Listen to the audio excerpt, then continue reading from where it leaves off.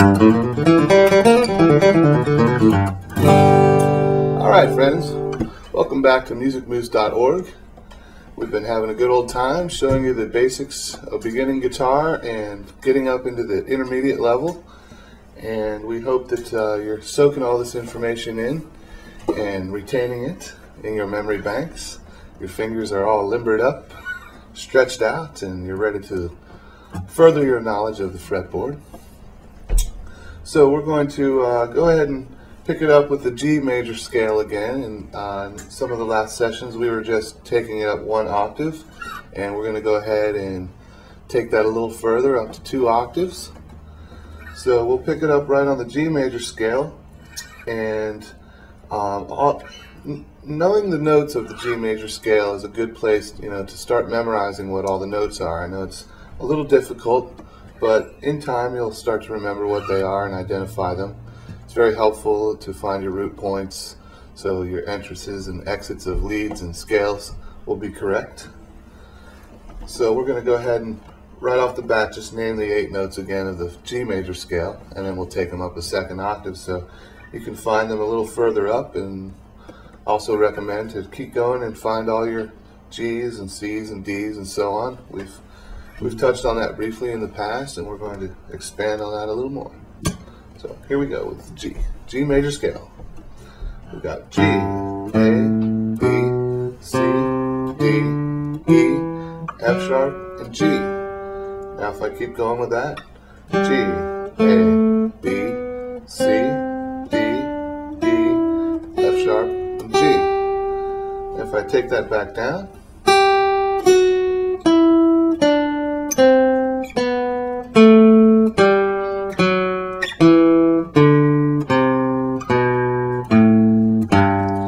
you can see in that example when I just did my descending line, the fingering was different. It wasn't the same as going up. I did a different pattern coming down,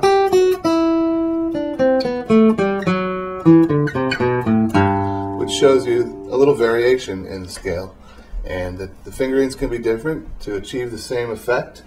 And it's always a good thing to try to experiment with that, get comfortable with the fretboard, and have fun with it. And once, just like anything else, you start doing it after a good amount of times, you'll be comfortable with it, and you'll probably get to the point where you don't even have to watch, and just you can hear when it's right, obviously, and hear when it's wrong.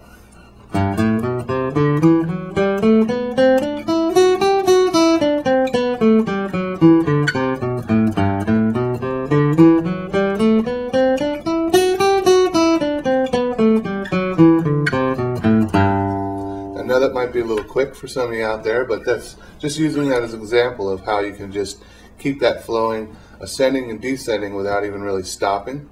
Get to the point where you're comfortable with that, and then give that a good amount of time before you move over to your next root note and start with the C.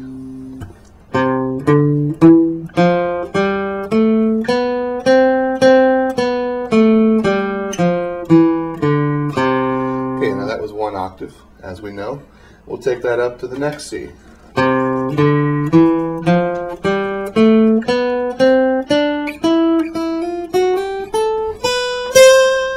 I threw a couple of extra notes in there just for fun.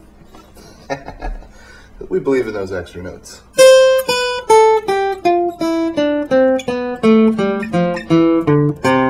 Once again, you can see my descending pattern, just like I did with the G, was a little different going down than going up. So finding them all is a fun process. You can frustrate yourself, bring yourself much joy once you do it right. And once you're comfortable with the C, I always recommend taking a scale. We spend a lot of time here doing G and C and D, sticking true to the bluegrass realm. But a good thing to do would be take your scale up 1/2 step after you've completed it. So if I was to do 1 octave, just say G again.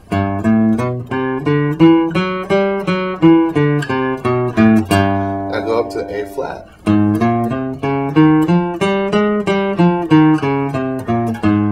And A. Oh my.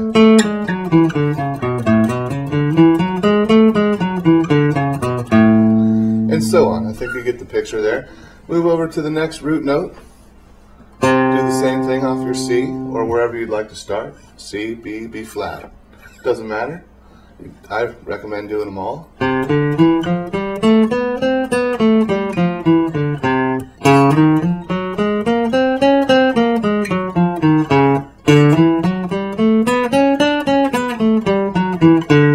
And so on. You can see just walking up a half step, doing the patterns, coming back down, going up to the next one.